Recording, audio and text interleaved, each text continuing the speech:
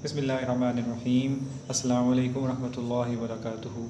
Dear students, we are going to start our lesson number 3 about chapter number 3 biodiversity, and this is 5 kingdom classification system.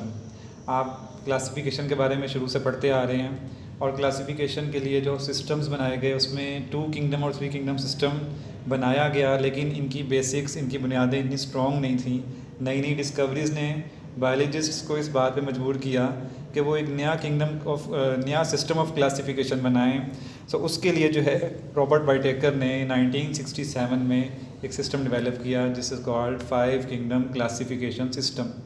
और इसकी basics जो रखी गई वो बड़ी स्ट्रॉन्ग थी और बिल्कुल जो मॉडर्न जो ज़रूरत थी इस वक्त की डिस्कवरीज़ के मुताबिक उसके मुताबिक थी कि एक तो उसमें लेवल्स ऑफ सेलुलर ऑर्गेनाइजेशन का ख्याल रखा गया कि लेवल ऑर्गेनाइजेशन बेसिकली 3 हैं: prokaryotic cellular organization, unicellular eukaryotes and multi cellular eukaryotic organisms. और दूसरी बात जो स्टूडेंट्स इसका ख्याल रखा गया वो था मोड ऑफ न्यूट्रिशन के फोटोसिंथेटिक मोड ऑफ न्यूट्रिशन है जिनको ऑर्गेनिज्म को ऑटोट्रॉप्स कहते हैं, एब्जॉर्प्टिव मोड ऑफ न्यूट्रिशन जिनको हम डिकम्पोजर्स कहते हैं, and injection mode of nutrition है। और ये ऑर्गेनिजम्स जो हैं ये बेसिकली एनिमल्स हैं। सो इन सारी जो इन दोनों बेसिक्स को, इन दोनों क्राइटेरिया को सामने रख के 5 किंगडम क्लासिफिकेशन बनाया गया। फिर मार्गुलस और श्वार्ट्ज, दो बायोलॉजिस्ट से, इन्होंने इस सिस्टम को मज़ीद डेवलप किया और इस सिस्टम को अभी तक जो है वो माना जा रहा है बायोलॉजी में। उसकी रीज़न यही है कि इसमें बुनियादी तौर पे जो है वो इस मॉडर्न जो दौर चल रहा है इसके मुताबिक जो रिक्वायरमेंट्स थी ऑर्गेनिजम्स को क्लासीफाई करने की वो पूरी होती नज़र आ रही थी।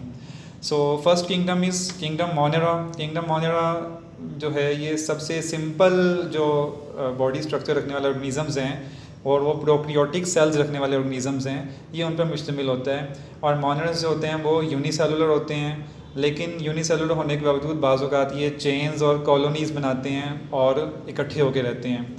इसके अलावा ये हेट्रोट्रॉफिक इन नेचर होते हैं, अपनी फूड प्रिपेयर करने के काबिल नहीं होते। लेकिन कुछ जो मोनेरन्स हैं उनके सेल्स में क्लोरोफिल होता है, इसकी वजह से ये फोटोसिंथेसिस का प्रोसेस जो है ये करके अपनी फूड प्रिपेयर कर सकते हैं। And the last thing is about them is that there are 2 groups of monerans, that is bacteria and cyanobacteria. Next kingdom is kingdom protista. Kingdom protista में students थोड़े से advanced organisms हैं, यानी कि eukaryotic cells रखने वाले organisms हैं, लेकिन यूनिसेलुलर हैं ये भी। इसके अलावा कुछ जो ऑर्गेनिजम्स हैं इसके अंदर सिंपल मल्टी सेलुलर ऑर्गेनिजम्स भी हैं इसके अंदर। सो अगर हम प्रोटिस्टा में पाए जाने वाले ऑर्गेनिजम्स की बात करें तो ये 3 तरह के ऑर्गेनिजम्स होते हैं। एल्जी जो कि प्लांट सेल्स से रिजेंबल करते हैं और इनके सेल्स में सेल वॉल और क्लोरोफिल होती है और क्लोरोप्लास्ट होता है।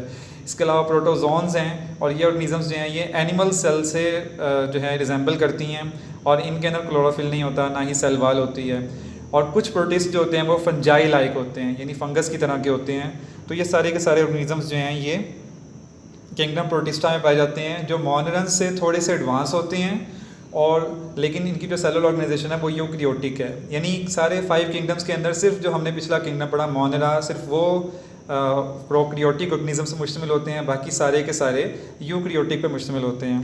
इसके बाद स्टूडेंट्स जो नेक्स्ट किंगडम है किंगडम फंजाई। आपने 3 किंगडम क्लासिफिकेशन में ये प्रॉब्लम देखा कि फंजाई को प्लेस किया गया था किंगडम प्लांटी के अंदर, लेकिन किंगडम जो फंजाई हैं ये तो हेट्रोट्रॉफिक इन नेचर होते हैं। और दूसरी बात कि ये एब्जॉर्प्टिव मोड ऑफ न्यूट्रिशन रखते हैं, यानी ये तो अपनी फूड को दूसरे ऑर्गेनिजम्स की बॉडी से, डेड बॉडी से एब्जॉर्ब करने के बाद उसको अपने एंजाइम्स के थ्रू डाइजेस्ट करते हैं। सो और इसी वजह से फंजाई को हम डिकम्पोजर्स भी कहते हैं। सो फंजाई जो है फिर इसके लिए एक सेपरेट किंगडम बनाया गया। वैसे भी अगर फंजाई की स्पीशीज़ की बात करें तो there are more than 50,000 discovered species of fungi. So इसके लिए फिर बायोलॉजिस्ट ने फंजाई को एक सेपरेट किंगडम दे दिया। तो हमने इस बात कर ली इनके मोड ऑफ न्यूट्रिशन के ऊपर, that they secrete digestive enzymes and absorb small organic molecules formed by the digestion of enzymes. यानी एंजाइम्स जो बड़े ऑर्गेनिक मॉलिक्यूल्स को स्मॉल ऑर्गेनिक मॉलिक्यूल्स में कन्वर्ट करते हैं, सो उनको जो है ये डाइजेस्ट करते हैं। Next kingdom is kingdom Plantae. Kingdom Plantae के अंदर स्टूडेंट्स आप जानते हैं कि एक तो प्लांट्स सबसे बड़ी क्वालिटी ये कि ऑटोट्रॉफ्स होते हैं, अपनी फूड खुद प्रिपेयर करते हैं। फिर यूक्रियोटिक तो होते ही हैं, ये हमने समझ लिया कि सिर्फ किंगडम मोनेरा वाले जो ऑर्गेनिजम्स हैं वो प्रोक्रियोटिक होते हैं, बाकी सारे के सारे यूक्रियोटिक होते हैं। इसके अलावा सारे के सारे प्लांट्स मल्टी सेलुलर हैं, यानी प्लांट्स यूनिसेलुलर नहीं होते हैं।